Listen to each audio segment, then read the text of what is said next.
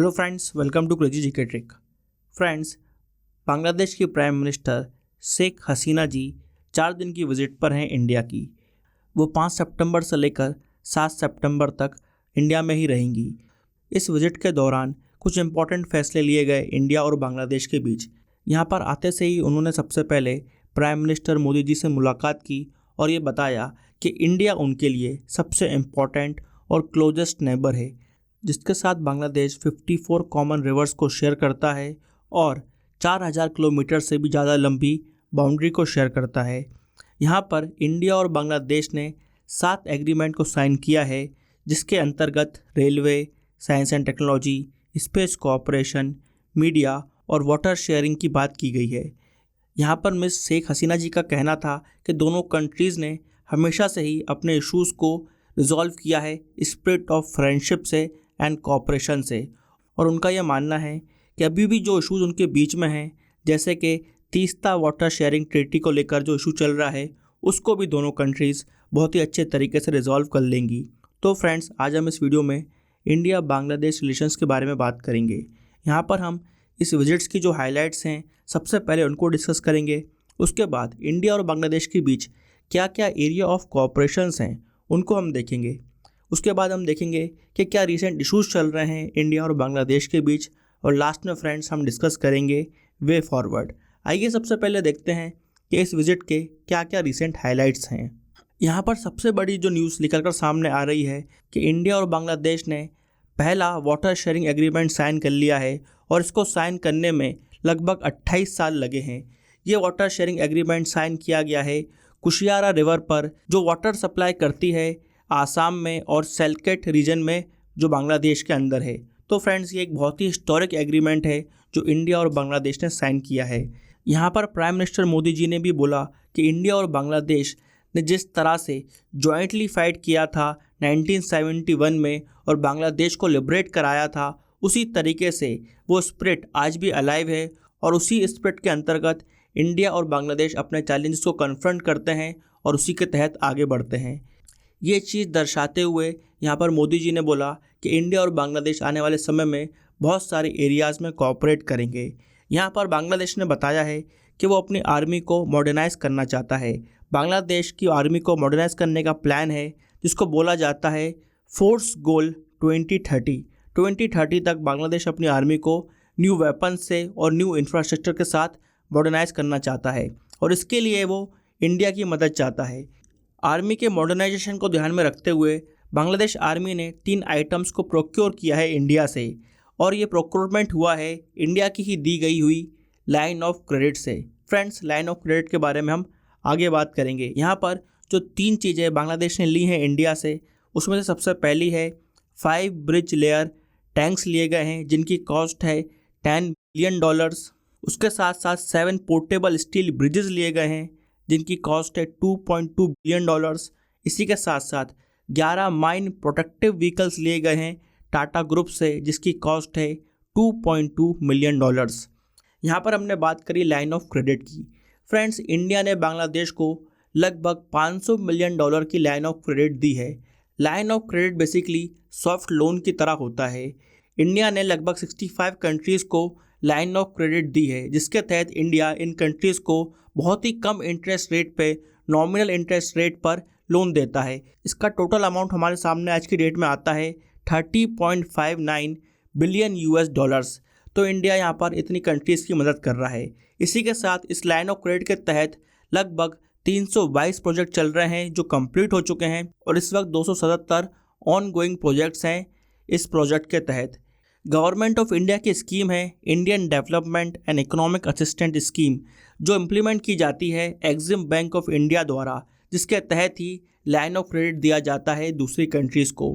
Friends, इनको हम development assistance भी बोलते हैं, जो इंडिया देता है अपनी नेबरिंग कंट्रीज़ को और बाकी कंट्रीज़ को। बांग्लादेश सबसे बड़ा बेनिफिशियरी रहा है इंडिया की इस स्कीम का। इसी के साथ हम देखते हैं कि इंडियन मिनिस्ट्री ऑफ रेलवे ने और बांग्लादेश मिनिस्ट्री ऑफ रेलवे ने एक एग्रीमेंट साइन किया है, जिसके तहत इंडिया बांग्लादेश के रेलवे डिपार्टमेंट्स को ट्रेनिंग देगा।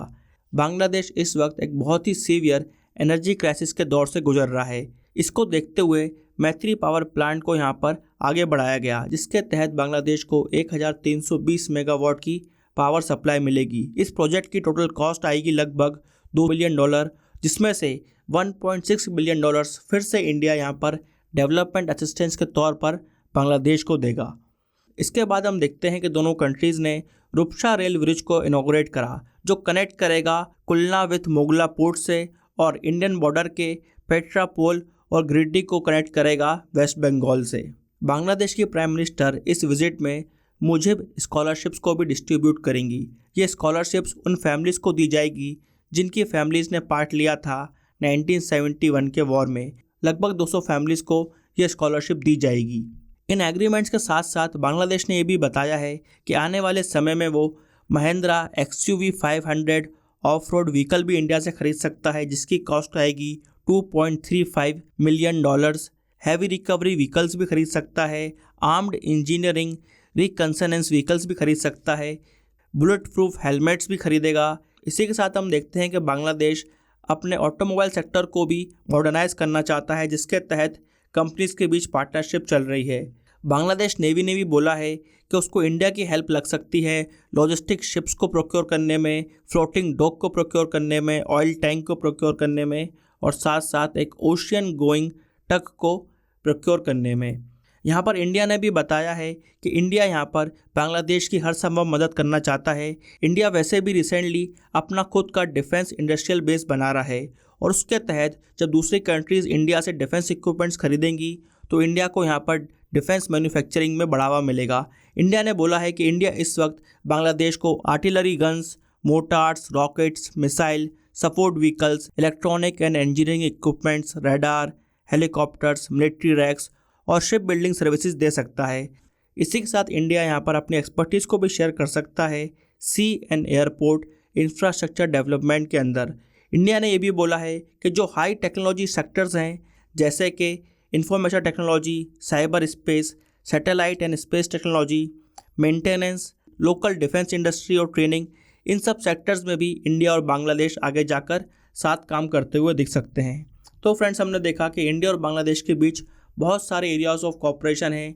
वैसे ही हम सब जानते हैं कि इंडिया और बांग्लादेश के जो टाइज़ हैं, संबंध हैं, वो आज से नहीं हैं, वो हिस्टोरिक संबंध है। इंडिया और बांग्लादेश के बीच हमेशा से ही सोशल, कल्चरल और इकोनॉमिक बॉन्डिंग रही है। उसको मद्देनज़र रखते हुए ये एरियाज़ ऑफ कॉपरेशंस आगे जाकर और बढ़ेंगे, ये हम सब उम्मीद कर सकते हैं। आइए फ्रेंड्स, अब हम बात करते हैं कि रिसेंट टाइम्स में हमको क्या इश्यूज़ देखने को मिल सकते हैं इंडिया और बांग्लादेश के बीच।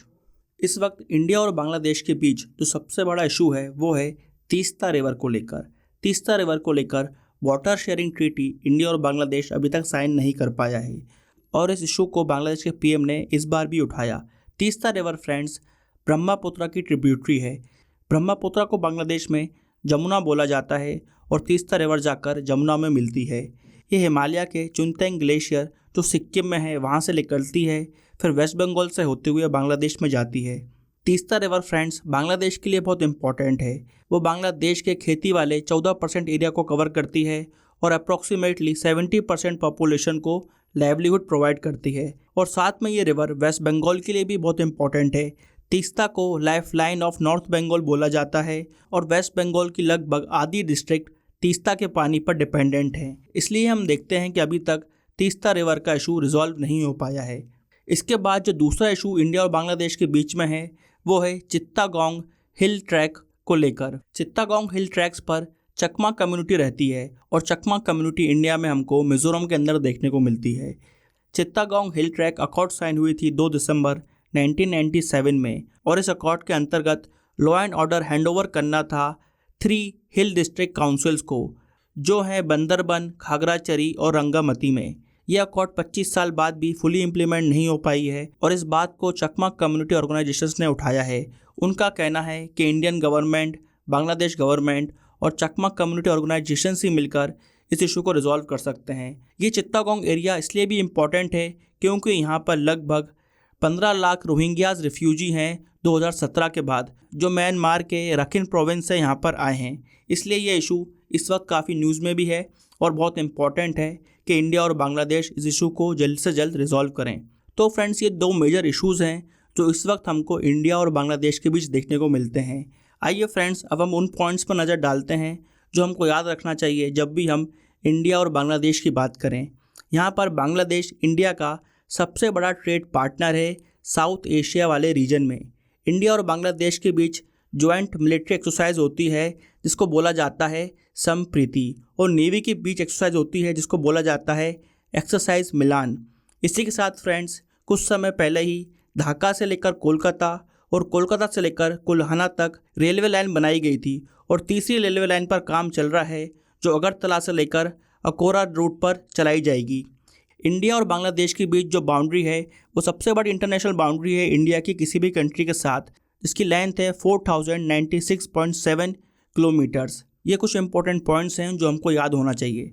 आइए अब बात करते हैं कि इंडिया और बांग्लादेश रिलेशंस किस तरह से आगे बढ़ सकते हैं।